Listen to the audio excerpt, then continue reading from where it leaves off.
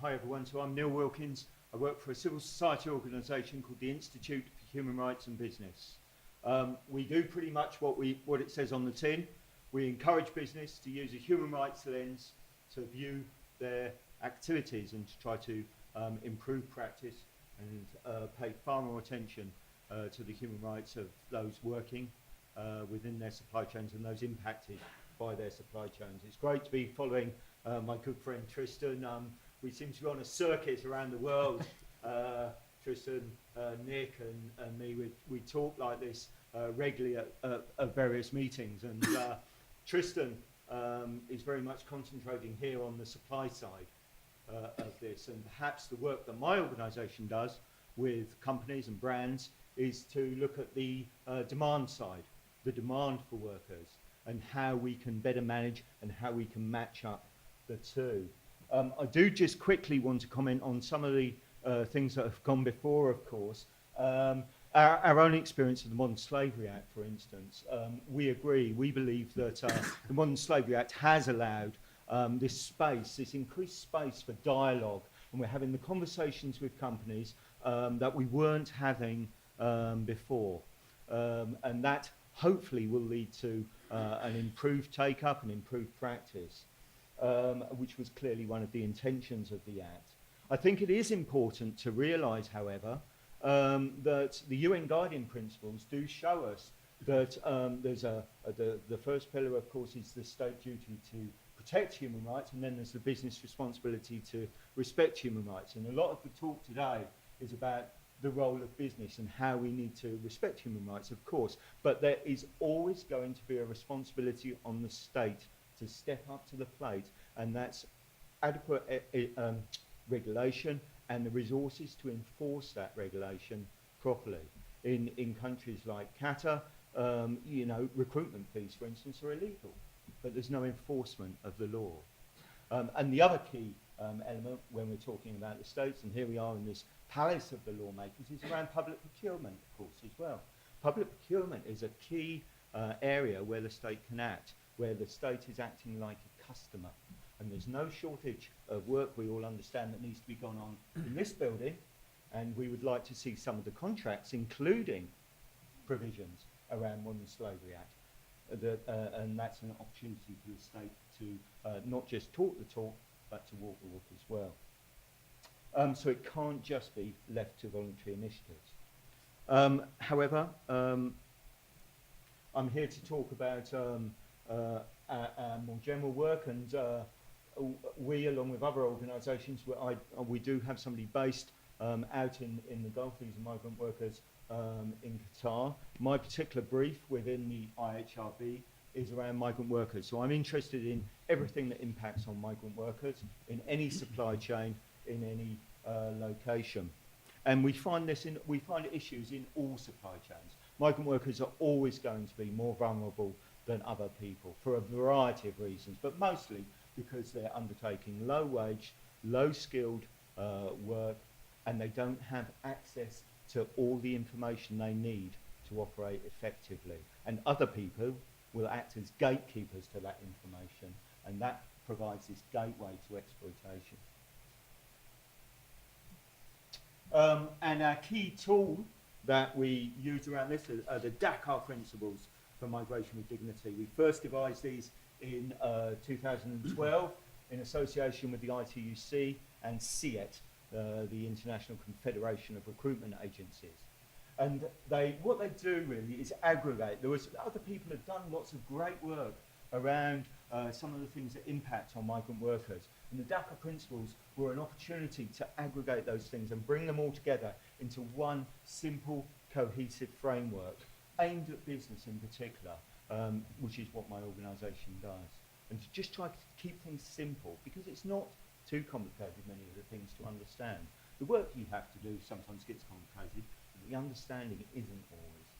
And what we use, and the Dakar principles have been picked up and used by businesses in all sectors and by increasingly by governments as well. And it's almost like they were before their time, and now with the Modern Slavery Act, there's rekindled a lot more interest in them. And I think what we're using the Dakar principles now, they take a migrant worker around a typical migration cycle. Starts with recruitment, then around to employment, and then on to safe return. And many companies are starting to do good work around what we would call the employment part of that diagram, from round 4 round to 9. They might be members of the ETI, who we're going to hear from later. They might be working to their own codes and guidance. They might indeed be a best practice company and have things pretty much sorted in the employment phase of their supply chain. But what we're using the Dakar principles increasingly for is to show companies that unless they are also paying attention to how workers are being recruited, then much of the good work that they're doing later in the cycle is negated, because those workers, the exploitation has already happened before those workers have arrived at that facility. As we've heard from Tristan, the majority of migrant workers in the global south are paying a recruitment fee to secure employment abroad. Now, this is wrong for 2 reasons. Firstly, it's just wrong. It's just wrong. Nobody should pay for a job. None of us here would pay for a job or expect our kids to. You know, it's just morally wrong. But the other reason it's wrong is that it burdens a migrant worker with additional vulnerability. And that's additional vulnerability to exploitation.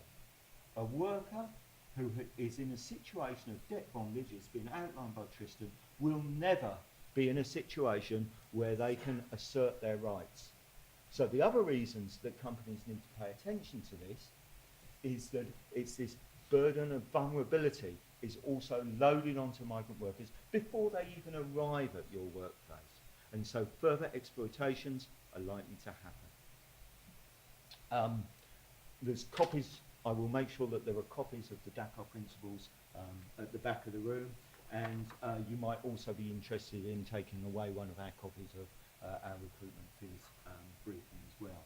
And just finally, I'd like to end up, like I say, we work really on the demand side. We work with brands, we work with companies, and I'd like to talk to you about a new initiative, which is our leadership group for responsible recruitment. So increasingly, companies are starting to realise this. They're starting to realise that a key area where they are at risk is through the recruitment channels and how workers are recruited into their supply chains. And that might be by through a recruitment broker, or it might be through the use of agency staff as well, which is another area of key risk. But the leadership group for responsible recruitment is an attempt by some leading companies, and you can see the names up there. And actually that slide is out of date, because since launch, we launched the group in May, and subsequently we've now been joined by Marks and Spencer's, and by recently by Walmart as well, and we have several others at the gate. So the group is very much growing. And what the group is working on is a prohibition on recruitment fees, but we call it the employer pays principle. There's obviously a cost to recruitment. Somebody has to pick up the tab. You know, it's a legitimate business service, and recruitment agencies can operate legitimately. Many of them in the South in particular don't, but it is a legitimate business. They provide a legitimate service for business. But the cost of that should be borne by business and not by the worker. And that's why we set it up this way. It's the employer pays principle. No worker should pay for a job. The cost of recruitment should be borne not by the worker, but by the employer. And all those leadership group companies have now committed to that, to implement the employer pays principle right the way through their supply chain. Some of them are absolutely at the start of that journey. Some of them, the electronics companies in particular, are a lot further down that road. But ultimately, it's about building a decent market and a demand for responsible recruitment that then companies such as FSIR and others can then come and fill. So if you take away one thing from my presentation, please, it's the importance of responsible recruitment in this space as a key way that any company can prevent modern slavery. Thank you very much.